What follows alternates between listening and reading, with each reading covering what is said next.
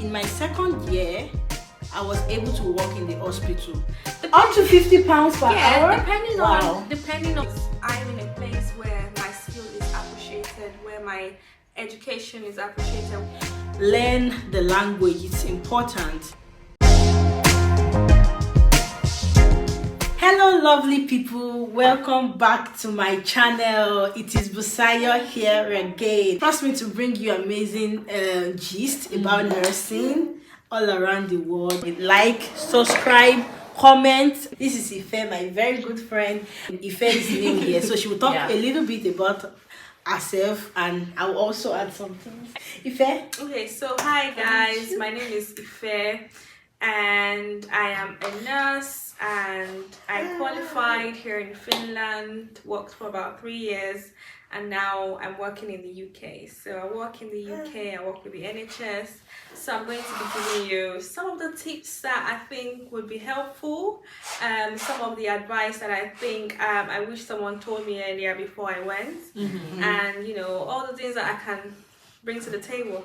Ife first. Ife left Finland for UK, so I'm sure there will be a reason behind that. Would you like to share? Yeah, I mean, so basically I studied nursing in Finland. After finishing my studies, I worked for 3 years, almost 3 years, and those 3 years were like a really hard time, because at that time, I think Finland is doing very well now. They are trying to open up, they're embracing foreigners a lot more, but at the time, you know, the only place you could work would be old people's home. So you're a fresh graduate. No, let me not even talk about the work. Right from uni, you know, you study nursing, but obviously because the language is Finnish, but my degree was in English.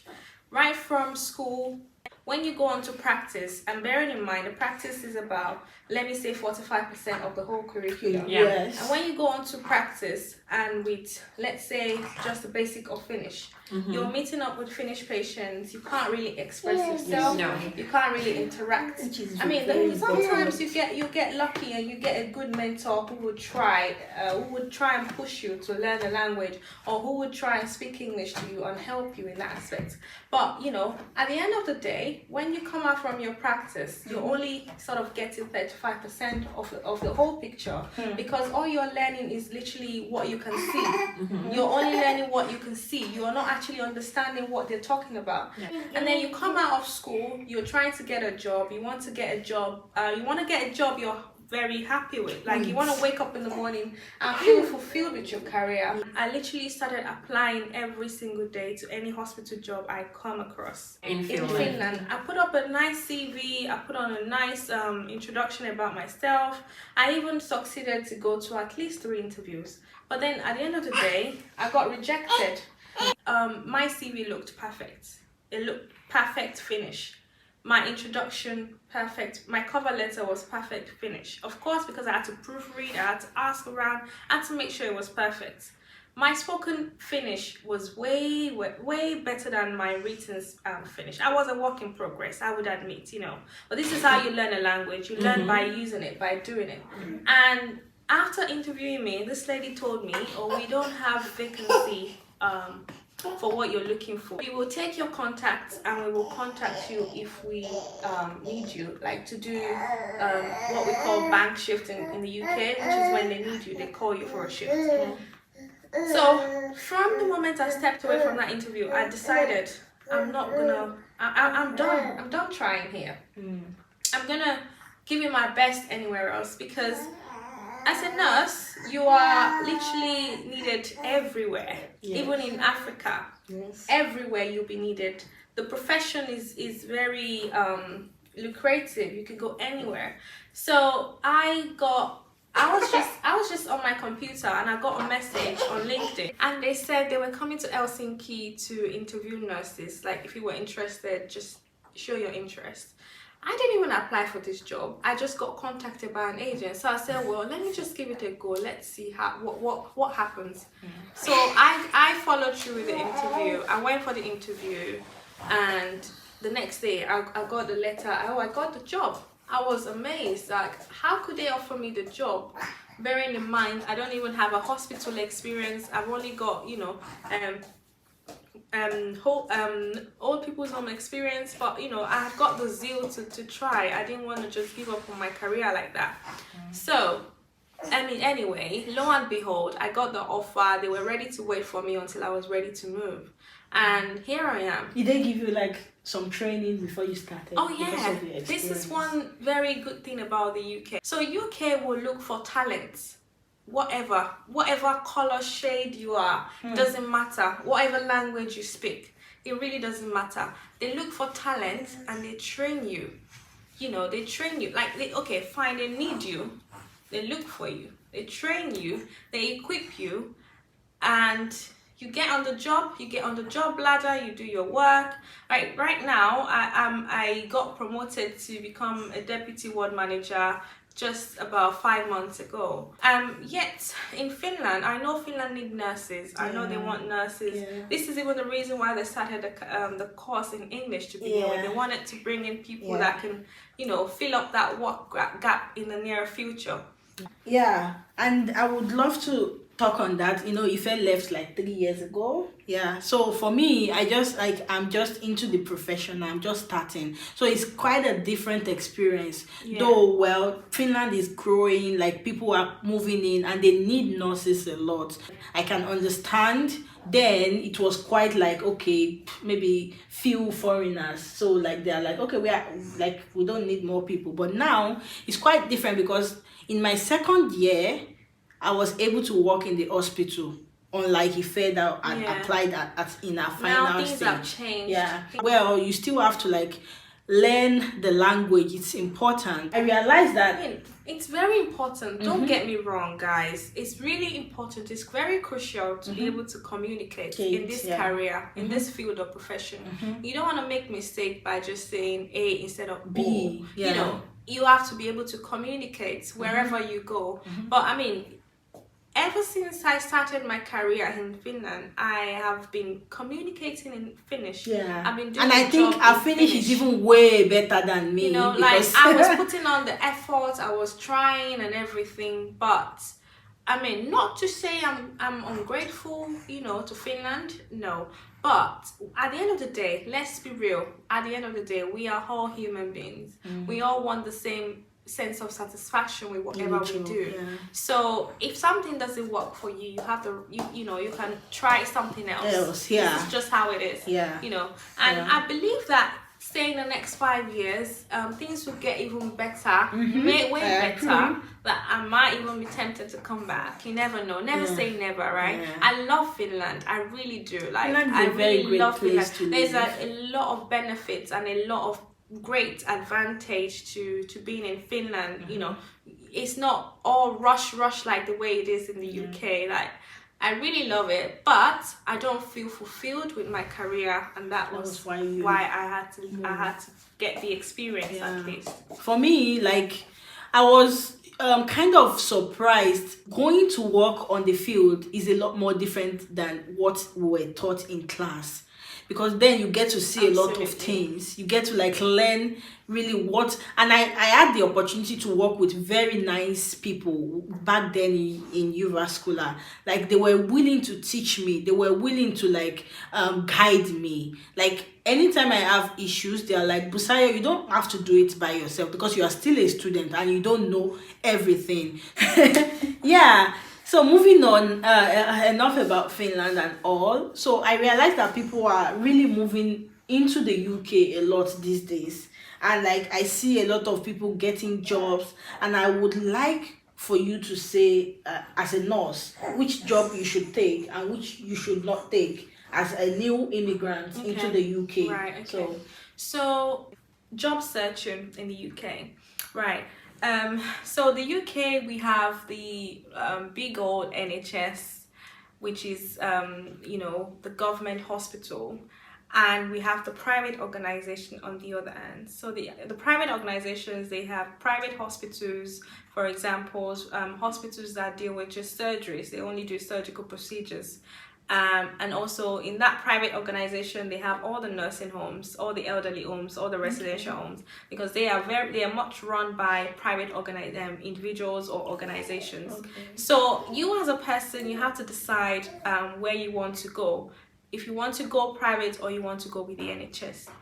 To work with the NHS, there's a lot of benefits, such as the pension scheme is amazing. Career progression, that's top notch. You get a dedicated preceptorship program where your career has a path. There's someone in charge of you, supervising you, ensuring that you progress in your career, basically. And the experience in NHS is always like top notch. It's well recognized all around the world. Like wherever you go with an NHS experience, people would respect you, because you deal with the worst. You deal with everything, not the worst. I mean. On the other hand, private hospitals, you are dealing with a lesser community, you're dealing with lesser amount of people, you're dealing with specialities, you're dealing with nursing homes. So if you are a person and you're interested in working in the elderlies, then you can work with any of these amazing companies that have numerous nursing homes. One of them is Salvation Army. Salvation Army is very popular everywhere. I'm not advocating for them, by the way. I'm just giving you an example. This is not an advertisement. Yeah. I mean, so you have to decide where you want to go. But ultimately, as a nurse, I would highly recommend you get some sort of background in NHS. So NHS is the hospitals, is the A&E, is your A&E, your typical A&E, your wards, your surgical wards, and all of that. I would recommend you to at least work a year in NHS. Just to get yourself that experience, just to get yourself in the ladder. And then you can decide whatever you want to do at the end of it. And another part of the nursing career that I should mention is where people earn more money, and this is what they call agency work. So you mean NHS doesn't make the money you would want? So the salary in NHS is very fixed, depending on your band. And every year you sort of progress to the next level. So, but the salary obviously isn't a lot, it's not big. You could get a better deal in a private organization. Like if you had an amazing CV, if you had amazing experience, if you had something that they are looking for, they want to pay you for your service. But with the NHS, well, sometimes if you do have the skills and the experience, you can go up the ladder to become another band, but the salary is still always capped. You can't sort of negotiate the money. Generally, so to speak. So, I mean, it's a good start. It's a place where you want to start your career. So if you while you're working with the NHS, and if you want to earn some more money as a beginner nurse, you can decide then to work with agencies. So agency is like extra shift. Speaking of extra shift, maybe in another hospital, private, with some companies. So they have several agency companies in the UK that could offer you shifts. And then they would offer you a big, well, not like a big, but much more money. So for example, your NHS starting salary for a registered nurse, entry level, I think it's about £12 to £13 per hour, if I'm not wrong, per hour. But if you work with an agency and you want to get paid an hour, then you can get between, say, 24 up to even 50s. Up to £50 per hour? Depending on their need for your service. So if there's a lot of shift out and they're crazy and desperate, last minute booking, they want you to come in ASAP, they can pay you as much. So if you want to make money, this is one way a lot of people balance their finances in the UK. But when it comes to this agency, there's a lot of risk involved as well, because you can literally be working anywhere, any specialty. You might be thrown anywhere. You can be thrown in A&E, you can be thrown wherever. Most times you can decide, oh, I'm not A&E trained, so I don't want to do A&E. I only want to work in the wards. You can tell your agency that. But you have to be very flexible to work under any circumstances and with anywhere. So a lot of people prefer to do this full time, And it also has its own positives, and it's that because it's not contract. There's no contract. They only call you when they need you. So, for instance, if you need a stability, you're not sure what your finance situation is going to look like. You might be safer in an NHS organization with a full-time permanent contract where you know your money will come in. Plus, you know, when you get sick, there's nothing like a sick allowance when you work as agency. If you're sick, you can't get paid. You're not gonna get paid. So this is one way people, when they come into the UK, they do, you know, balance their life and their finances, which is amazing. You know, So what should people not do? Like while searching for a job? Right. So while you're searching for a job, you want to, let's say you're relocating, you want to do your own work in terms of researching where you want to live in the UK. Because UK can be quite experience depending on the location you are. So for example, if you work anywhere within the London region, you get paid more, even with the NHS, because you get the London rate.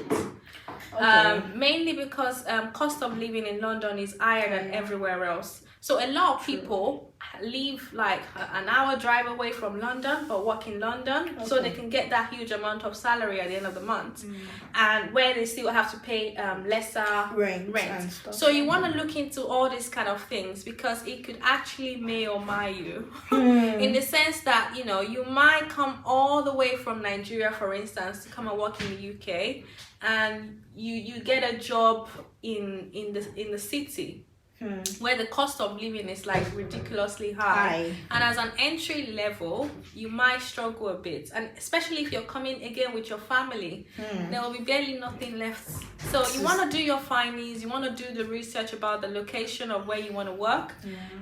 You want to also find out from your employer what kind of support they have for you as a newcomer, because this is very important. You don't want to get to a place and not get any support at all. So that's a no-no. So you have to make sure that you communicate with your manager, your line manager. You find out if they have a preceptorship program for you where they can help you to build your career. They can help you to even like be comfortable in that city where you're coming in for the first time.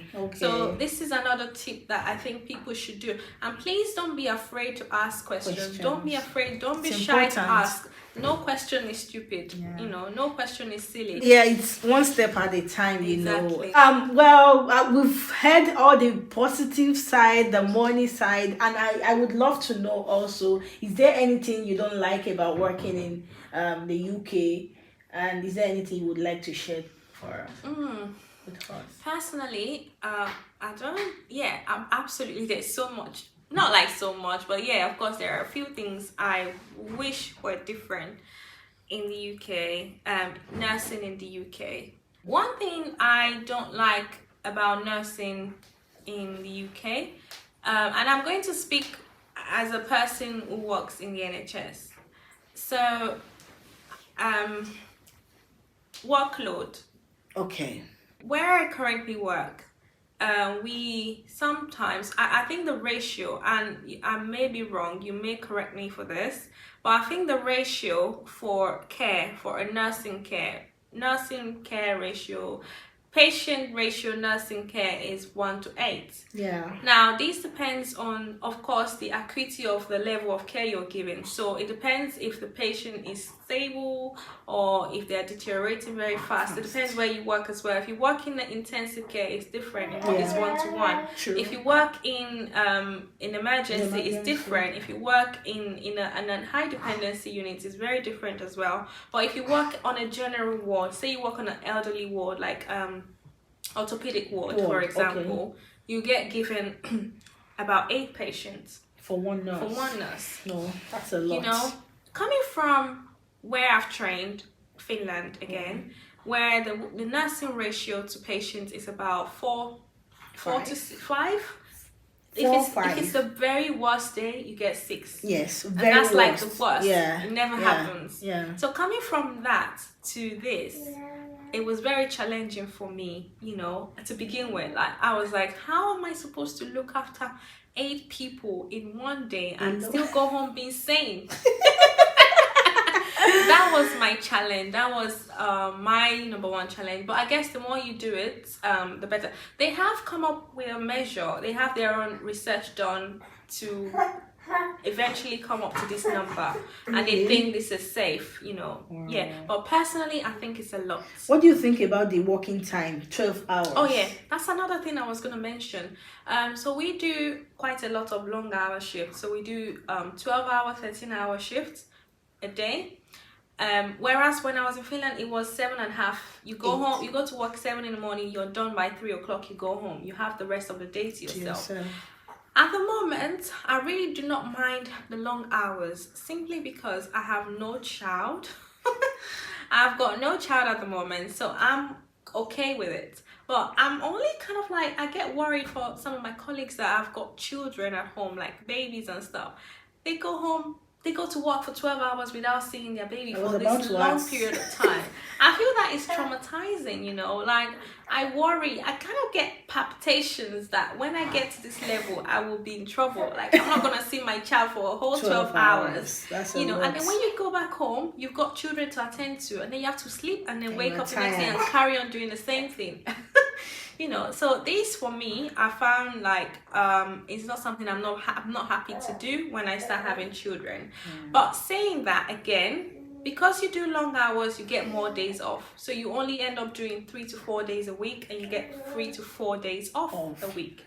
So, and then those days off, you can do whatever you want to do. You can work this out between your partner, So it's something people do make work. But at the moment, I kind of feel like, I can't still get my head around how I will cope as a new mom, when I get to that level. Okay, this is a whole lot of information, and I would urge you to watch this video to the end.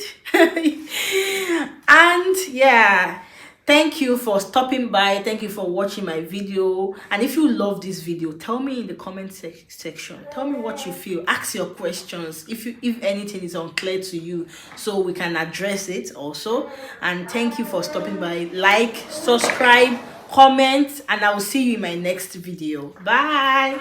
Bye.